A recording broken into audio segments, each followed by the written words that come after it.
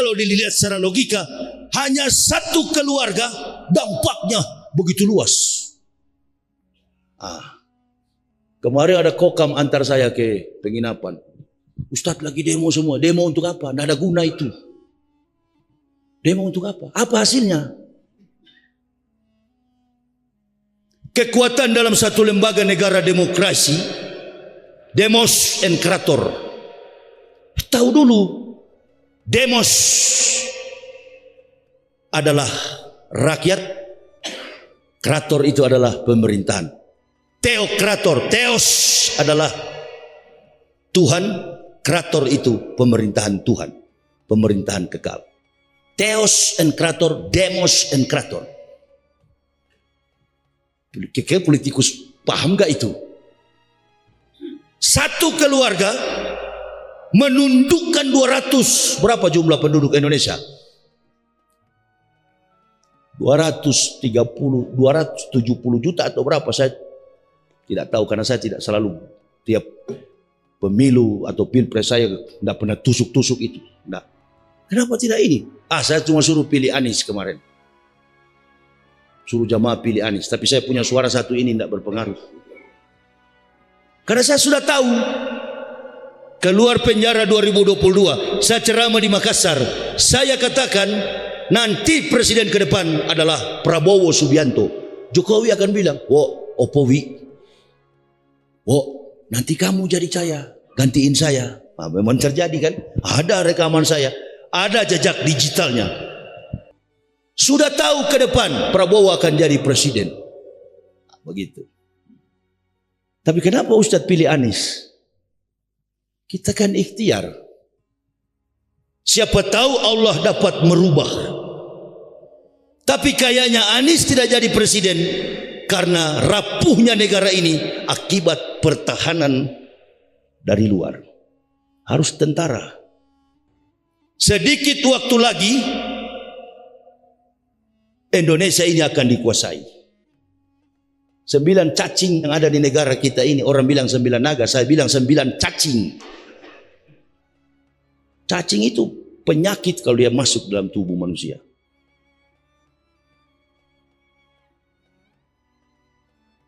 Sepuluh tahun lamanya rezim ini berkuasa. Tidak ada yang mampu mengalahkan. Satu keluarga.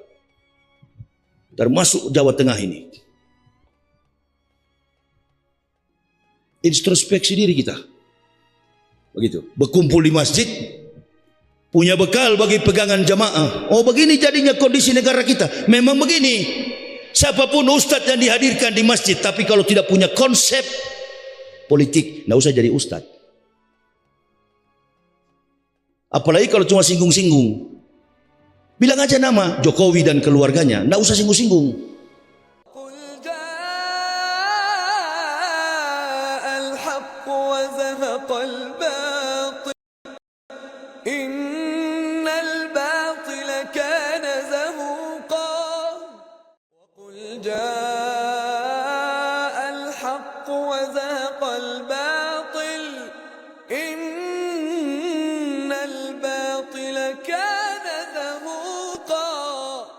Tidak beranjak kaki seorang hamba dari pelataran kiamat kecuali dia ditanya 4 persoalan.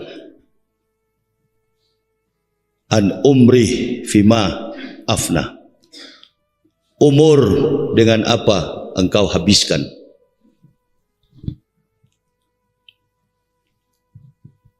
Wa an jasadihi fima ablahu. Jasad di dalam tanah pun kita akan ditanya, dengan apa engkau rapuhkan? Yang ketiga, wa an ilmihi wa amila bihi. Ilmu yang engkau dapati untuk apa engkau gunakan. Yang keempat, wa an malihi min aina iktasaba wa fima anfaq. Hartamu dari mana kau dapati, untuk apa engkau belanjakan.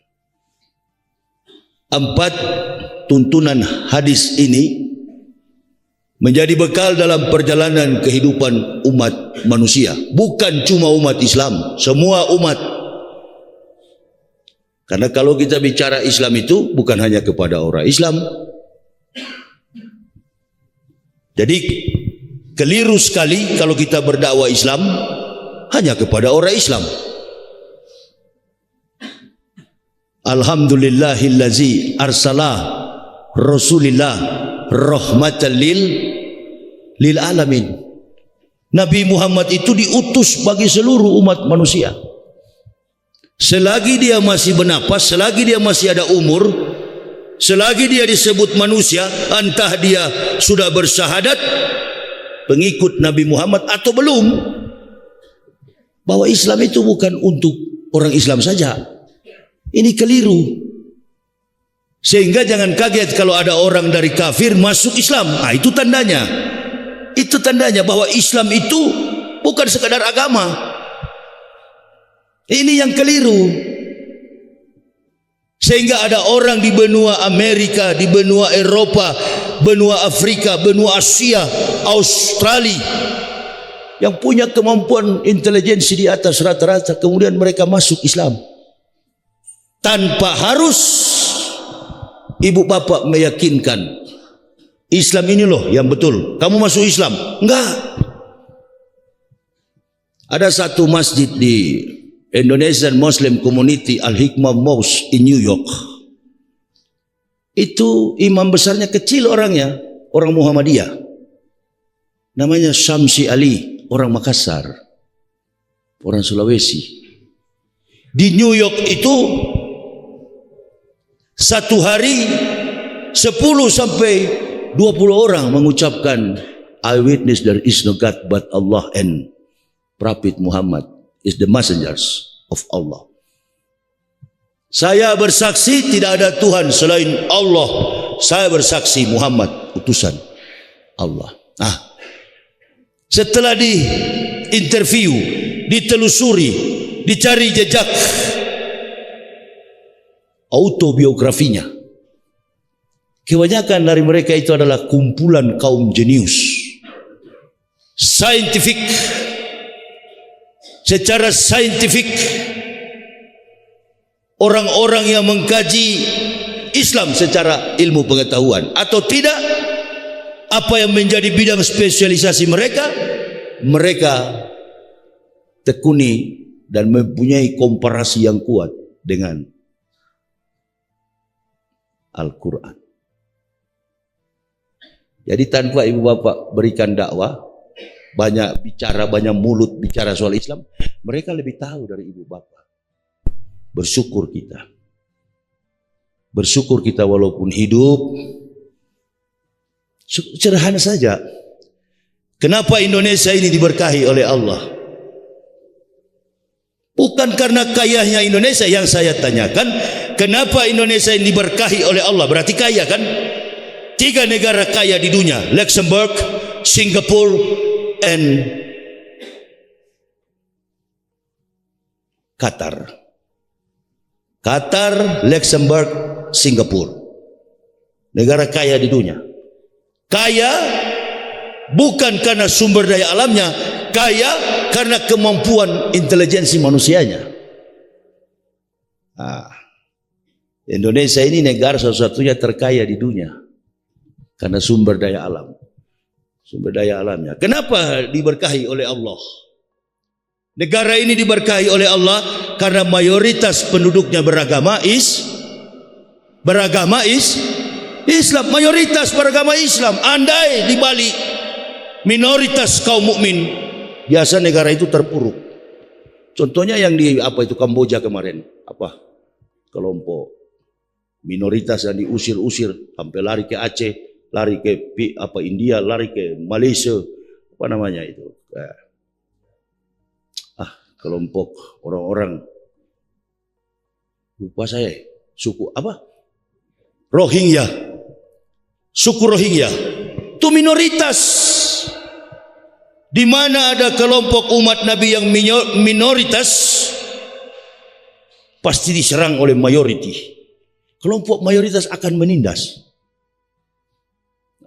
Kita bersyukur di Indonesia ini mayoritas kita beragama Islam. Lalu kita evaluasi kembali. Saya kan tadi malam jam 1 baru tidur. Kita banyak ngobrol di rumahnya Pak Parno bersama Pak Agus, Pak Budi. Sambil kita di depan api mengingatkan memori kita kembali untuk melihat.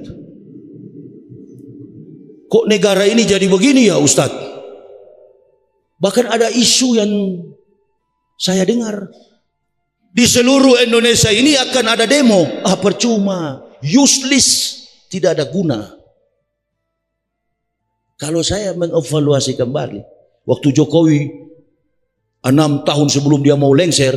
Ini kan nanti Oktober dia diganti oleh Prabowo. Tapi 6 tahun yang lalu. Jangan bikin demo. Karena sengaja dibuat demo. Dibikin keributan di pusat Jakarta. Bahkan di daerah-daerah. Justru dari situ kekuatan publik mendukung rezim yang sekarang ini berkuasa. Nggak usah bikin demo, percuma, sudah terlambat. Tunggu saja dia turun. Innallaha ma'a sabirin. Ya ayyuhalladzina amanus ta'inu bis sabri washolati innallaha ma'a sabirin. Minta pertolongan kepada Allah dengan sabar dan solat. Nah, setiap habis solat, kajian ilmu pengetahuan, kajian tentang tematis Quran dan hadis disampaikan. Nggak perlu demo, nggak perlu dulu. Introspeksi dulu. Ada waktu Nabi menyerang dan sahabat, ada waktu Nabi dan sahabat berdiam, bukan mundur pasang kuda-kuda, mengevaluasi sekaligus bahkan introspeksi diri. Jadi kesalahan terpuruknya bangsa ini bukan kesalahan Jokowi saja. Umat Islam ini sedang diuji oleh Allah. Umat Islam sedang diuji oleh Allah. Padahal kalau dilihat secara logika, hanya satu keluarga dampaknya begitu luas. Kemarin ada kokam antar saya ke penginapan. Ustadz lagi demo semua. Demo untuk apa? Tidak ada guna itu. Demo untuk apa? Apa hasilnya? Kekuatan dalam satu lembaga negara demokrasi, demos and krator. Tahu dulu, demos adalah rakyat, krator itu adalah pemerintahan. Teokrator, teos adalah Tuhan, krator itu pemerintahan Tuhan, pemerintahan kekal. Teos and krator, demos and krator. Politikus paham gak itu? Susahnya kita di Indonesia ini, Allahu Akbar. Bukan menolong agama Allah. Quran yang saya baca tadi adalah petunjuk, dorongan, dan motivasi bagi kita semua. Itu ayat yang tidak asing lagi. Anak TPA pun tahu itu. Surat Muhammad ayat yang ke-7. Ya ayyuhalladzina amanu in tansurullah yanzurkum wa yusabbit aqdamakum.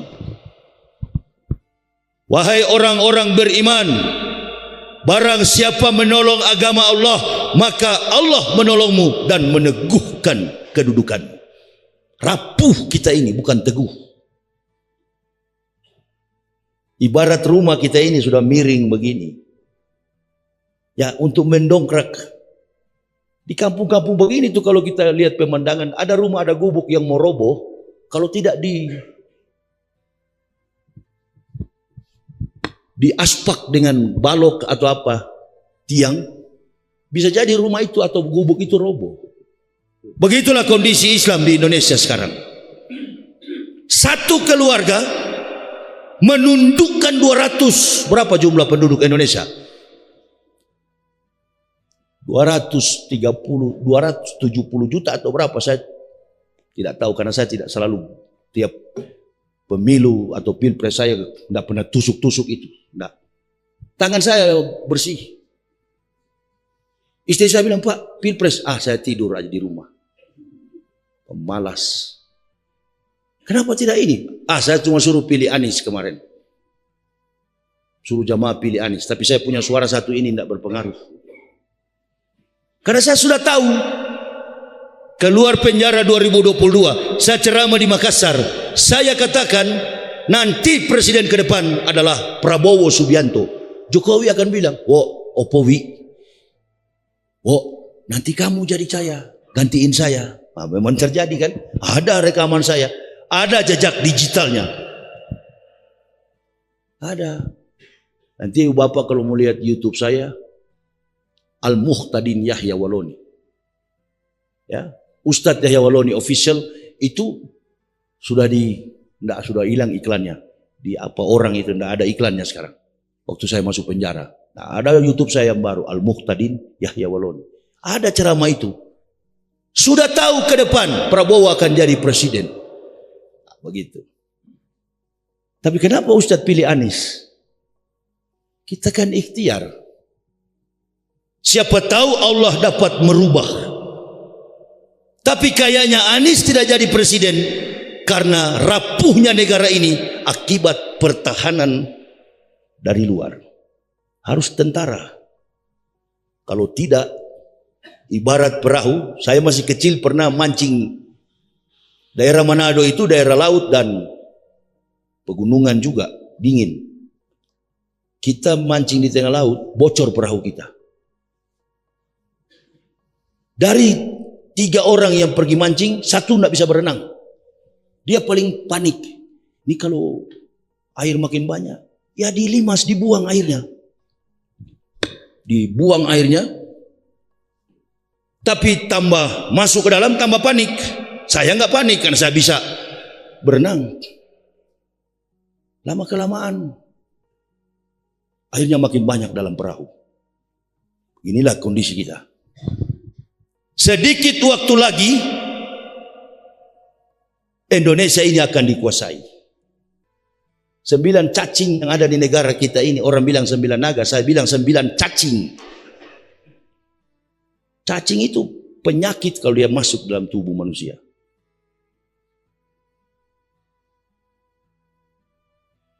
10 tahun lamanya rezim ini berkuasa. Tidak ada yang mampu mengalahkan. Satu keluarga. Termasuk Jawa Tengah ini. Introspeksi diri kita. Begitu. Berkumpul di masjid. Punya bekal bagi pegangan jamaah. Begini jadinya kondisi negara kita. Memang begini. Siapapun ustadz yang dihadirkan di masjid. Tapi kalau tidak punya konsep politik. Tidak usah jadi ustadz. Apalagi kalau cuma singgung-singgung. Bilang aja nama Jokowi dan keluarganya. Nggak usah singgung-singgung.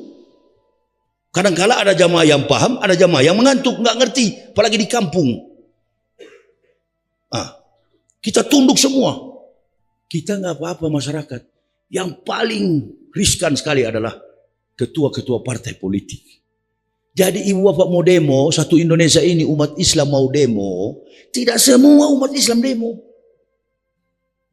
Tidak usah jauh-jauh partai yang memihak kepada umat Islam sekarang ini. Saya kan baru pulang dari Medan 3 hari lalu. Itu Pak Edi Rahmayadi itu. Pensiunan Jenderal Pangkostrat. Tidak ada partai Islam yang mendukung. PDIP. Untung masih ada PDIP, Ibu Megawati. Memberikan tiket untuk berlayar. Begitu juga Anies Baswedan. Saya dengar PDIP. Ini orang-orang potensi semua. Generasi bangsa. Generasi yang merubah. Terus, agent of change. Apa itu? The backbone on the next time. Future. Generation Muslim to the next time. Generasi Muslim ke depan. Mahasiswa-mahasiswa. Ada berguna enggak sekarang? Berguna enggak sekarang? Tidak berguna. Dikunci semua. Hanya satu keluarga ini. Orang bilang hebatnya ilmu kanuragan atau ilmu apa itu? Ilmu Jawa itu. Jokowi miliki. Bukan itu. Dia tidak tahu malu. Soekarno tahu malu. Soeharto tahu malu. Mundur teratur. Siapa lagi? SBY tahu malu. Padahal anak SBY itu gagah secara postur tubuh, face-nya ganteng, cocok jadi pemimpin. Karena pemimpin itu butuh wajah yang face yang ganteng, handsome, muka yang gagah. Ini rusak semua wajahnya, tidak cocok. Postur tubuhnya juga alalalalala.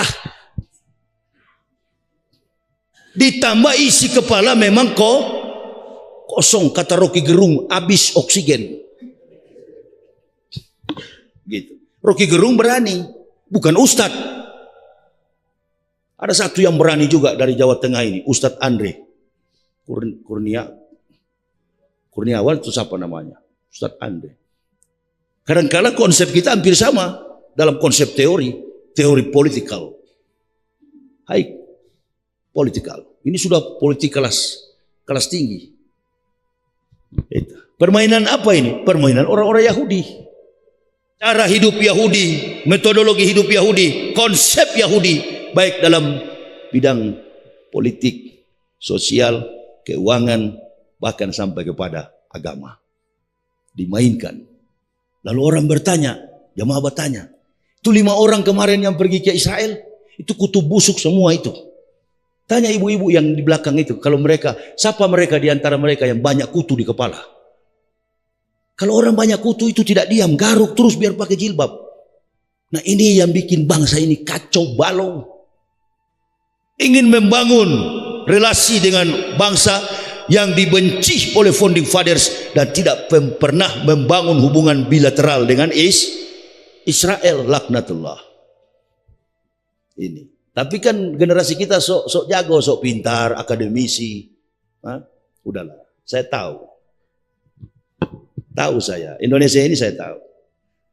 Kita orang Manado itu, ibu bapak enggak sombong dengan gelar-gelar itu. Kita terlalu bangga, tapi sebenarnya otak kita enggak sampai. Bertarung di tingkat dunia, tiarap, kalah kok.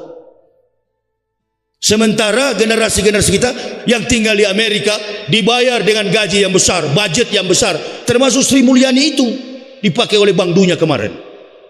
Dia kalau memang mau cari duit, dia ke Amerika. Laku di pasar dunia. Banyak orang Indonesia yang pintar di Eropa, Amerika, dipakai tenaga mereka, otak mereka, dan tidak mau ke Indonesia karena sudah tahu curang cara hidupnya. Mudah-mudahan Pak Prabowo ini konsepnya adalah konsep Pak Harto, petani dimakmurkan karena dia adalah himpunan ketua tani Indonesia. Apa kata Pak Prabowo? Jangan dulu bangun kereta cepat.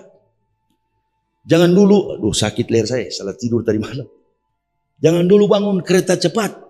Jangan dulu bangun infrastruktur. Bangun manusianya dulu. Nah, itulah cita-cita undang-undang negara kita. Cepatlah Pak Prabowo dilantik. Tapi ibu bapak lihat sampai hari ini belum ada bayangan, kabinet bayangan. Yang ada itu si Bahlul itu dengan ada badan besar pengecut itu. Si siapa Erlangga. Ada badan besar tapi penakut itu. Erlangga Hartarto, ketua umum Golkar. Itu saja bergulir di media, di YouTube. Malas kalau melihat itu. Badan besar tapi pengecut. Mundur. Yang ganti ini ayam hutan ini. Kecil, hitam, muka jelek. Kok pemimpin itu bukan saya mengolok-olok. Tidak boleh dalam Islam itu mengolok-olok wajah orang.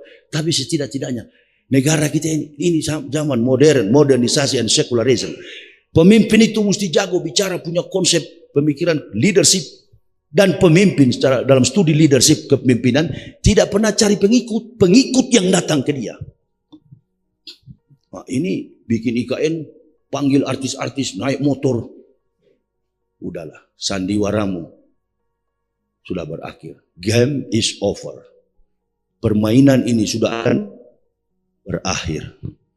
Nah, ibu bapak mesti berpikir biar di desa.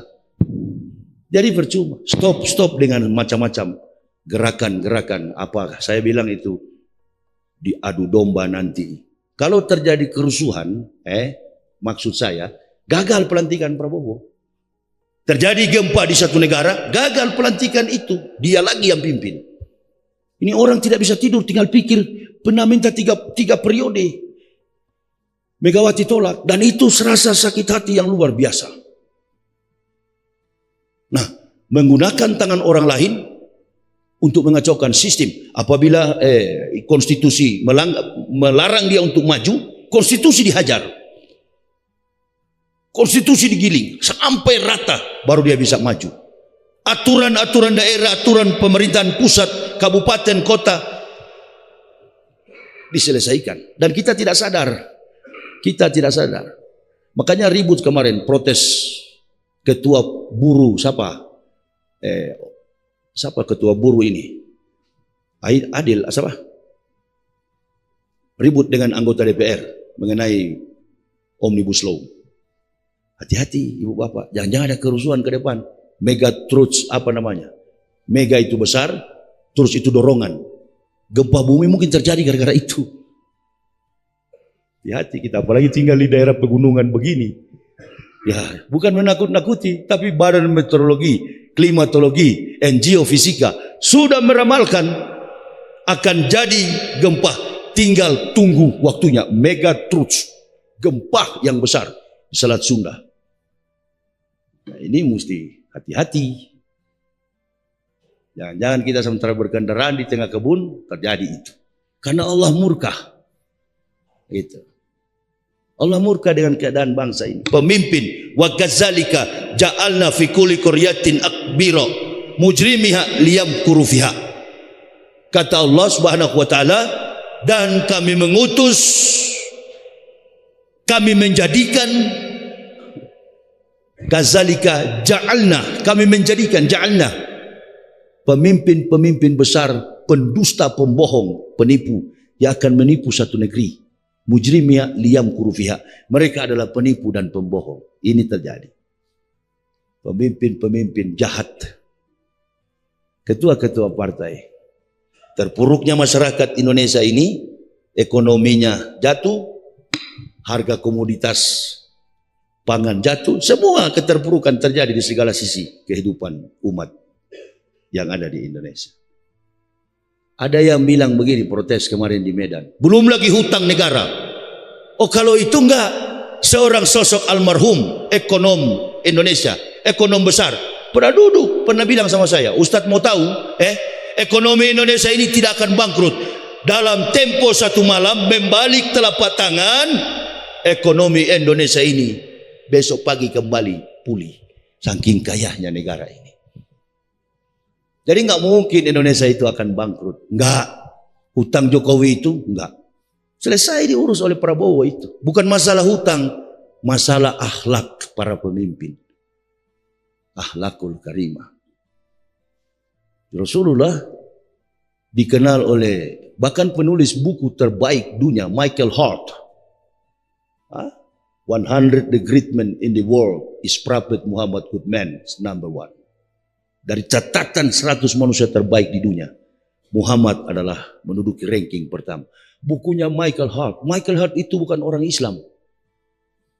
Dia mantan angkasawan, pernah kerja di NASA, Amerika. Dan dia tulis buku itu. Yang kedua kalau tidak salah Isaac Newton atau Albert Einstein. Yang ketiga Isa Al-Masih. Dari segala kompetensi orang-orang yang ditulis 100 catatan 100 manusia terbaik di dunia. Muhammad SAW menduduki ranking pertama. Nabi tercinta Rasulullah Muhammad SAW. Nah, kita nama Muhammad ditangkap pancuri maling. Ini kabinet Jokowi ini sarang koruptor semua.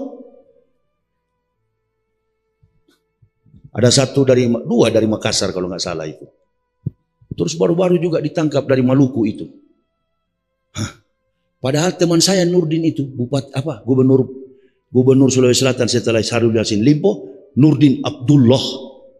Saya baru masuk Islam setahun, dia yang undang di Bulukumba Makassar. Begitu dia jadi gubernur, Ustadz datang ke Makassar. Saya sudah jadi gubernur. Enggak saya enggak datang. Pak Nurdin, mohon maaf, cari Ustadz lain saja. Apalagi undang ke kediaman, ke rumah dinas. Saya enggak mau datang. Nah ini untuk tabligh akbar Ustaz. Enggak. Tasyakuran. Enggak bapak undang yang lain aja. Waktu itu dia didukung oleh PDIP. Saya cuma satu bilang. Insya Allah katakan beliau akan kena getahnya. Masuk penjara kan? Nurdin Abdullah. Output dari Jepang, jago dalam bidang pertanian. Doktor, profesor, jadi dosen di Universitas Makassar ini. Lupa saya Universitas Hasanuddin. Dosen di situ beliau. Bahkan kalaupun tidak jadi gubernur bisa jadi rektor. Insya Allah jatuh beliau. Rusak masa depan. Mungkin satu umur kami, masih muda. Kemudian baru-baru kembali mantan gubernur Sulawesi Selatan, Syahrul Yassin Limpo. Ini karena dendam politik. Kamu tidak ikuti saya, jeruji besi. Begitu juga para ustadz. Cari mereka yang radikal, yang keras, umumkan di depan televisi. Saya masih ingat Kaisar Konstantinopel. Ketika Kristen baru berdiri, dia masuk campur. Periode berdarah-darahnya organisasi Kristen di dunia. Ada Trinitas, ada Kristen yang tidak menyembah kepada Tuhan. Makhluk dan benda. Ribut sampai berdarah-darah, berbunuh-bunuhan mereka. Kemudian Konstantinopel memilih jalan untuk menjadi pengikut Trinitas. Artinya begini ibu bapak, kalau kepala negara, pemerintah sudah masuk campur urusan agama, kacau ini. Negara akan kacau. Ada maksud apa? Ustadz ditangkap berdiri depan televisi. Saya menyampaikan ada 200 ustadz terindikasi radikal. Sampai saya orang dari kafir begini pun yang masuk Islam, dia bilang radikal. Itu. Karena kami tidak mengikuti. Walaupun ustadz kamu, walaupun habib kamu, walaupun kiai kamu, kalau tidak mengikuti irama dendang kami, tangkap. Jadi yang tidak ditangkap itu, seperti yang saya bilang tadi malam, tuh gondrong itu. Siapa yang mau jadi, siapa? Gus Agus, namanya bukan Gus itu, Agus Miftah. Ada orang Lampung kasih tahu saya. Kalian kasih tahu dia bilang, saya bilang nama bukan Gus, Agus. Begitu. Dulu kan termasuk si siapa itu, burung Nuri itu yang rambut gondrong. Nuril atau siapa itu. Saya bicara di YouTube itu. Mereka itu tuh, di mana ada pejabat, saya kalau mau dari kemarin dukung Prabowo. Enggak. Lihat handphone saya ini, berapa puluh jenderal punya nomor sama saya. Bahkan Kolonel Rihnanto itu orang dekat Prabowo. Sering telepon saya, bertelepon sama-sama kami berdua. Lagi ngapain Kiai? Enggak, lagi di rumah duduk. Lagi di Medan, lagi di Makassar, lagi di Kalimantan. Ayo kita kumpul lagi di sini. Enggak. Saya dukung Anies kemarin. Tapi sudahlah, kita sudah dukung Anies tidak jadi. Ganjar Pranowo pun tidak jadi. Bersatu bangsa ini. Anies jangan jadi gubernur lagi. Sudah dari tingkat atas turun kelas. Petinju bagaimana ini? Kalau sudah bertarung rivalnya adalah seorang sosok presiden yang sudah jadi, yuk jangan turun ke gubernur lagi. Akan dijadikan sebagai mangsa daripada media. Media tunggu-tunggu yang begini. Anies diangkat-angkat. Anies juga kenapa nggak ke Oxford jadi dosen? Nggak usah percaya. Partai Islam saja PKS. Tadinya mendukung Edi Rahmayadi, sekarang enggak. Tadi lihat di Facebook, orang PKS joget-joget itu. Bukan kita yang ngomong, tapi netizen yang ngomong, baca di situ. Waduh, menyesal katanya pilih ini. Kalau PKB Ustadz kenapa tidak singgung? Kalau itu memang dari dulu sudah sama itu. Itu. Partai Islam tapi kafir boleh jadi anggota di situ. Kalau PKS ini kan masih baru belum terlalu pingsan lah, belum mati, masih sempoyongan sekarang. Apa yang dimaksud manuver politik apa itu kira-kira ya? Ya, ini kan partai dakwah, partai yang selalu di pihak umat. Bensin saja naik 1.000, PKS pasti cerewet, hantam, bicara dengan keras, lantang di depan publik. Sekarang PKS mulai atrek mundur. Kemunduran generasi kita. Atau mungkin taktiknya lain. Karena mau mendekat dengan Pak Prabowo. Bukan begitu caranya. Bukan begitu caranya. Bukan begitu. Ya. Di saat kita membawa sandera itu dalam sebuah peperangan, ada saudara kita yang ingin kita selamatkan melewati danau, selamatkan dulu dia, baru kita bergabung. Artinya sisa waktu yang sedikit ini, biarlah dukung dulu orang-orang yang amanah seperti Anies. Anies juga tidak usah turun ke bawah jadi gubernur. Tunggu 5 tahun, masih gagah, masih muda. Bertarung lagi tahun depan. Introspeksi diri, pikirkan ulang. Jadi kalau tadi ini MC bilang temanya apa? Ini begini ya. Jangan terlalu pandang enteng juga. Kita boleh mengatakan kita orang Muhammadiyah ini nggak terlalu hormat dengan para ulama. Betul, betul. Tapi juga jangan terlalu bodoh di dalam masjid. Terlalu pandang enteng. Tema apa pagi ini? Tidak menghargai orang datang dari Jakarta jauh-jauh ke sini. Kalau tidak menghargai, bagaimana kalau saya pulang sekarang juga? Jadi jangan pandang enteng. Kita di dalam masjid, aturan NU, aturan Muhammadiyah boleh kalian pakai. Tapi itu dalam sendagurau. Tapi dalam masjid harus punya tema. Pandang enteng betul. Saya duduk di sana sudah jengkel saya. Hampir saya tidak duduk sini bicara. Ini watak orang Islam yang Islam bukan maju mundur. Tema apa ini katanya? Pandang enteng betul. You cari satu Indonesia ini kalau ada seberani Yahya Waloni. Kalau ada saya mundur. Saya tidak mau berdakwah lagi. Dan saya, you mesti tahu, saya tidak minta umat Islam bela. Tidak tahu tema apalah. Saya lebih mulia dari Presiden Joko Widodo. Karena saya adalah panutan umat. Itu mestinya semua kiai pegang dalam hidup. Jangan di sana penguasa ngekor ke sana. Ulama di depan, di belakang Umaro. Kalau itu watak itu kita pasang betul, orang akan segan agama ini, bukan segan kepada kita.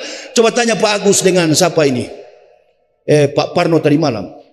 Di saat kita enjoy, relax men. Di saat kita di masjid, jangan main-main. Saya tunggu sampai subuh ini. Harusnya kan panitia masjid ini sudah bikin tema. Apa datang kita ini cuma mau cari bantuan Palestina? Tahu saya bantu. Kalau itu tujuannya. Dan saya selesaikan pagi ini. Panggil istri, pulang. Di satu sisi, kedinginan juga tempat ini. Ya, jangan main-main. Oh kita ambil tema. Tema apa ya? Sudah seperti tadi malam lah. Bukan.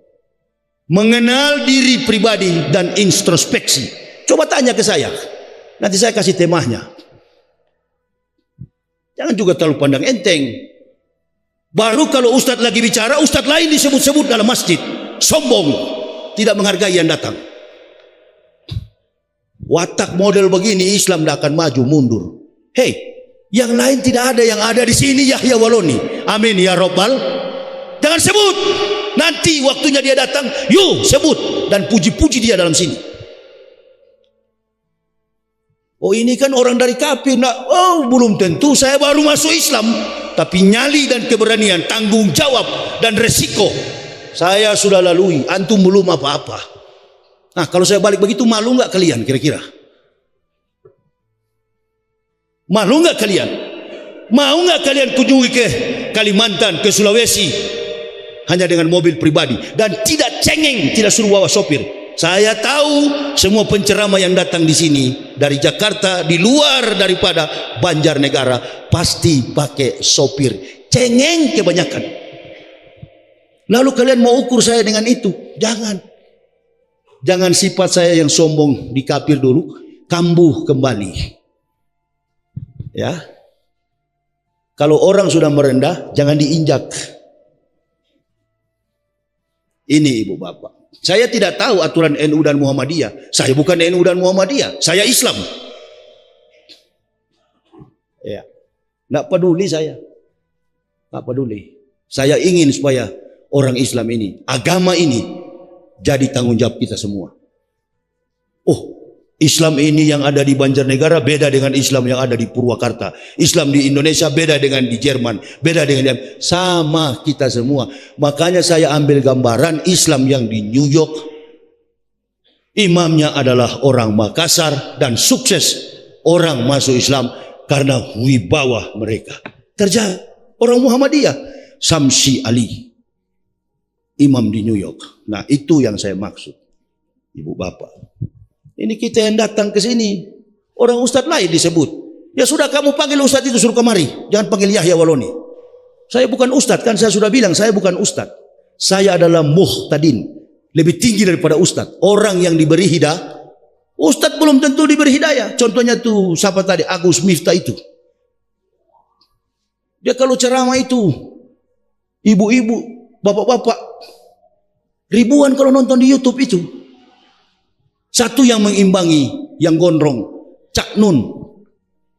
Bukan Cak Nur, Cak Nun, seorang filsuf di Jawa Tengah ini. Dia kalau bicara alur lidah ucapannya itu mengandung banyak filsafat.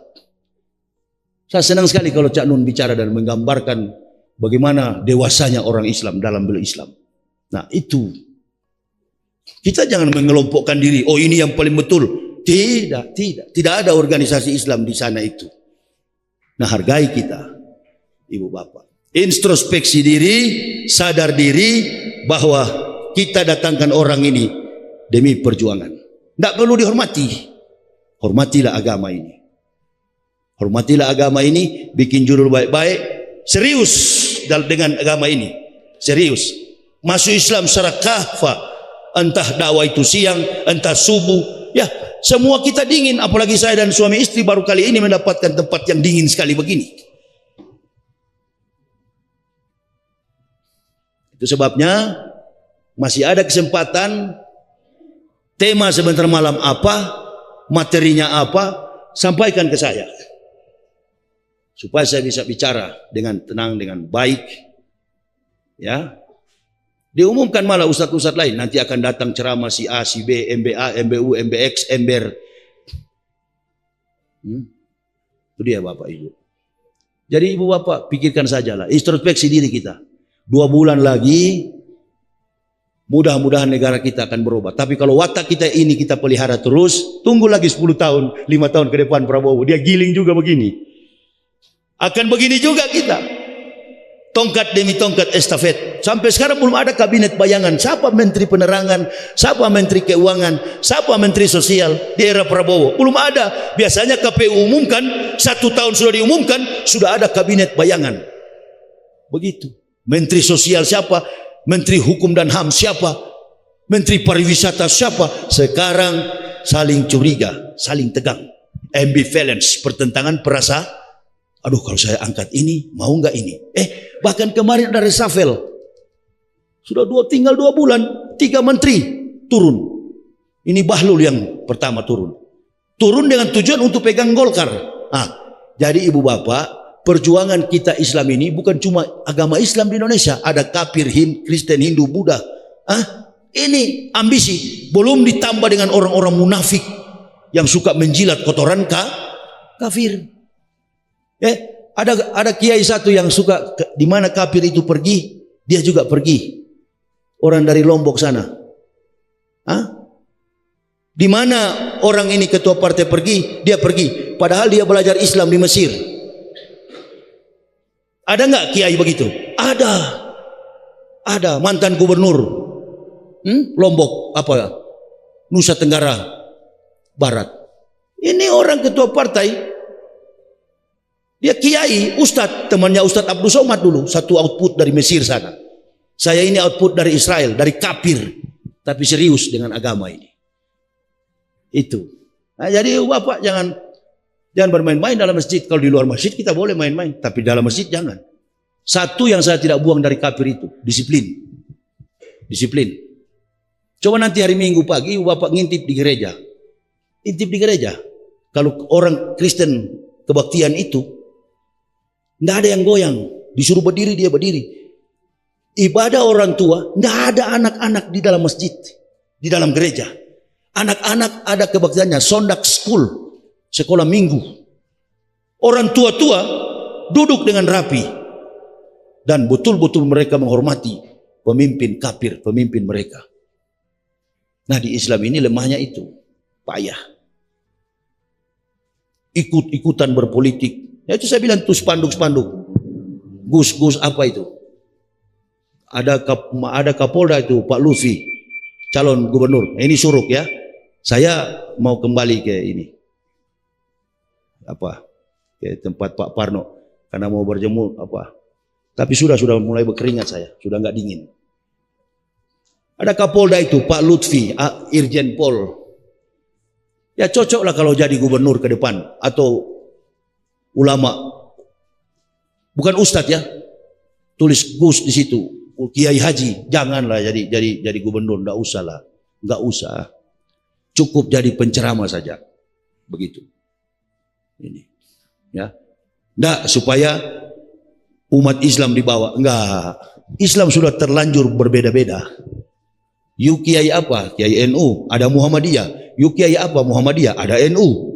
Jadi mari bersatu. Cara bersatunya itu enggak usah jadi pemimpin, jadi umaro, jadilah ulama. Saya kira itu.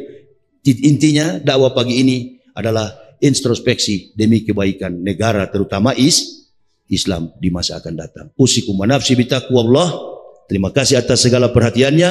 La ilaha illa huwa 'alallahi falyatawakkalul mu'minun. Wassalamualaikum warahmatullahi wabarakatuh. قل جاء الحق وزهق الباطل إن الباطل كان زهوقا وقل جاء الحق وزهق الباطل إن الباطل كان زهوقا.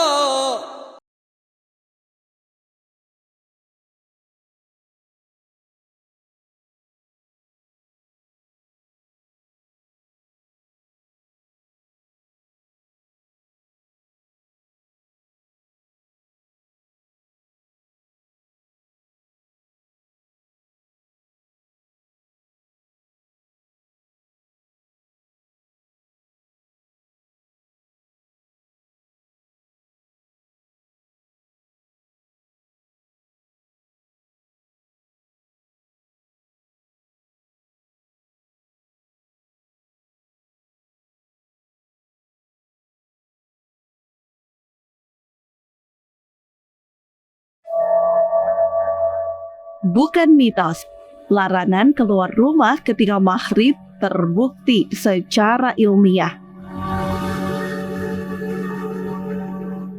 Assalamualaikum warahmatullahi wabarakatuh.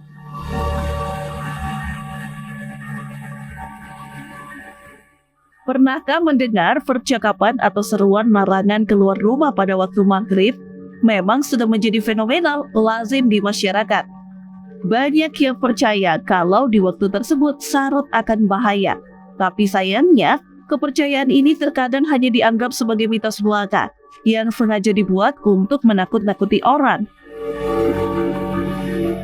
Padahal sejauh ini, ilmiah telah membuktikan kebenarannya.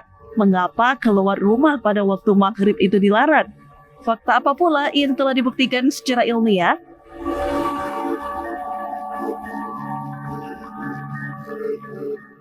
Namun sebelum membahas mengenai penjelasan ilmiah tentang larangan keluar rumah saat maghrib, support kami lebih dulu dengan melakukan subscribe pada channel Revolusi Akhlak ini.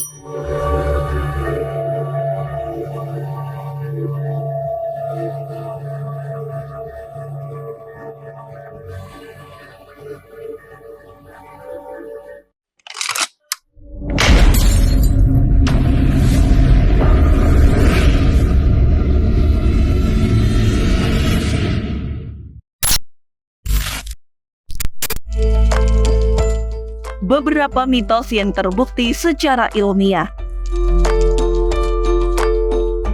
Sebagaimana diketahui, mitos merupakan sebuah cerita yang berkaitan dengan peristiwa alam, kehidupan manusia, sejarah maupun hal-hal gaib yang tidak didasarkan pada bukti-bukti ilmiah maupun dalil agama. Di mana asal-usul kemunculan mitos disebabkan oleh ketidakmampuan akal manusia dalam menjawab setiap fenomena. Padahal sains dan agama telah memberikan jawaban atas apa yang dipersoalkan selama ini. Misalnya, ada yang percaya kalau tidur tengkurap dapat menyebabkan orang tua kita meninggal dunia, sehingga tidak sedikit di antara kita yang takut untuk melakukannya. Padahal tidak dianjurkannya tidur tengkurap oleh ilmu kedokteran hanya karena alasan kesehatan, karena dapat mengakibatkan leher dan tulang belakang terasa nyeri, serta ketidaknyamanan pada bagian perut. Cerita lain ada pula yang percaya kalau orang meninggal dengan cara tak wajar, arwahnya akan bergentayangan di dunia. Sementara Islam menjelaskan, semua roh orang yang telah mati tak satu pun dapat kembali, walau hanya sesaat. Di antaranya yaitu anak gadis dilarang duduk di depan pintu, karena dianggap akan susah mendapatkan jodoh. Dilarang duduk di atas bantal karena bisa membuat pantat menjadi bisul. Dan yang paling parah, dilarang menyapu pada waktu maghrib dan malam hari, karena dipercaya dapat menghilangkan rezeki. Selain yang disebutkan tadi, ada satu cerita menarik yang mungkin tidak pernah disangka sebelumnya, cerita mengenai larangan keluar rumah pada waktu maghrib, terutama bagi kalangan anak-anak.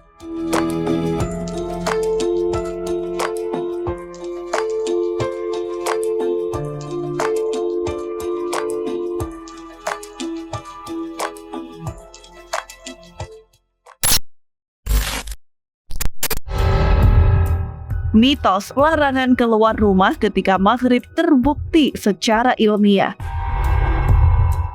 Maghrib merupakan waktu sholat 3 rakaat yang dilakukan ketika bumi berpindah waktu dari siang menjadi malam hari. Saat maghrib tiba, orang tua biasanya menyuruh anaknya untuk masuk ke dalam rumah dan menghentikan aktivitas di luar rumah. Mereka percaya bahwa saat maghrib tiba akan banyak setan dan jin yang berkeliaran. Setelah maghrib, mereka kembali membiarkan anak-anaknya untuk bermain di luar rumah. Larangan ini merupakan mitos yang dipercaya secara turun-temurun.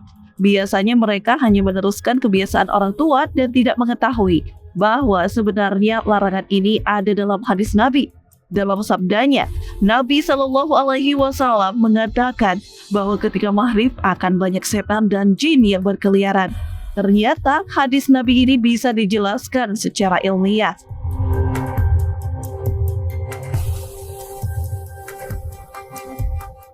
Dijelaskan dalam Sahih Muslim, Nabi bersabda, yang artinya, jika sore hari mulai gelap, maka tahanlah bayi-bayi kalian, sebab iblis mulai bergentayangan pada saat itu. Jika sesaat dari malam telah berlalu, maka lepaskan mereka. Kunci pintu-pintu rumah dan sebutlah nama Allah, sebab setan tidak membuka pintu yang tertutup. Hadis Nabi Shallallahu Alaihi Wasallam ini bisa dijelaskan secara ilmiah. Sebuah buku ilmiah keagamaan karya Profesor Dr. Insinyur Haji Osli Rahman, MF, berjudul The Science of Salat, yang diterbitkan Kultu Media menjelaskan bahwa menjelang maghrib, alam akan berubah menjadi spektrum cahaya berwarna merah. Cahaya merupakan gelombang elektromagnetis yang memiliki spektrum warna yang berbeda satu sama lain. Setiap warna dalam spektrum mempunyai energi, frekuensi, dan panjang gelombang yang berbeda. Dalam bukunya dijelaskan bahwa ketika waktu maghrib tiba, terjadi perubahan spektrum warna alam selaras dengan frekuensi jin dan iblis, yakni spektrum warna merah. Pada waktu ini jin dan iblis amat bertenaga karena memiliki resonansi bersamaan dengan warna alam. Pada waktu maghrib banyak interferensi atau tumpang tindihnya 2 atau lebih gelombang yang berfrekuensi sama sehingga penglihatan terkadang kurang tajam oleh adanya fata morgana.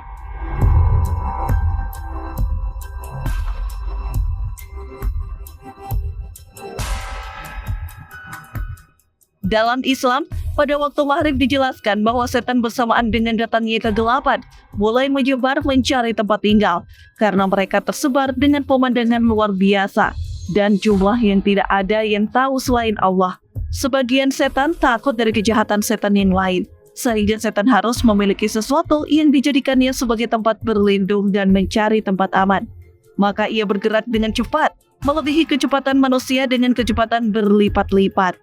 Beberapa dari mereka berlindung dalam wadah kosong, berlindung ke rumah kosong, dan beberapa dari mereka berlindung kepada sekelompok manusia yang sedang duduk-duduk.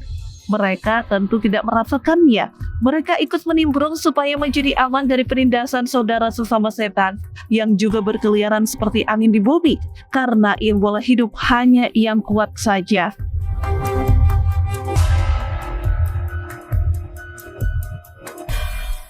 Kadangkala setan mengganggu anak kecil manusia untuk dijadikan tempat berlindung. Selain itu, setan juga berlindung di tempat yang kotor seperti pada popok bayi yang sudah kotor. Mereka lebih memilih popok bayi karena najis sebagai tempat persembunyian, sehingga mendorong mereka untuk tinggal.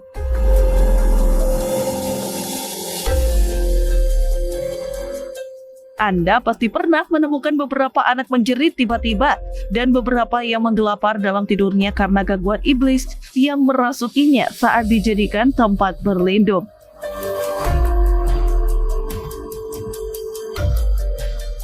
Pada waktu maghrib, kita dihimbau untuk menjauh dari hewan seperti kucing, burung, dan mengurangi kecepatan saat mengemudi mobil karena dikhawatirkan menabrak anjing atau hewan lain yang bisa jadi telah dirasuki setan.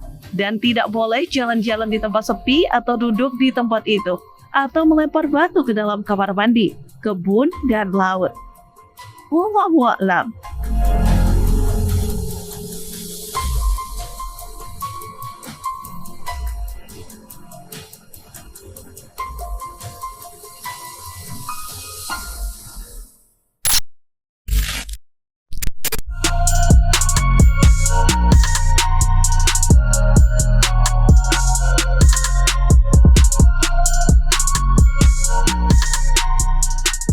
Nah, itu tadi mengenai penjelasan ilmiah tentang larangan keluar rumah saat maghrib. Dan sampai jumpa pada informasi yang tidak kalah menarik di video selanjutnya. Wassalamualaikum warahmatullahi wabarakatuh.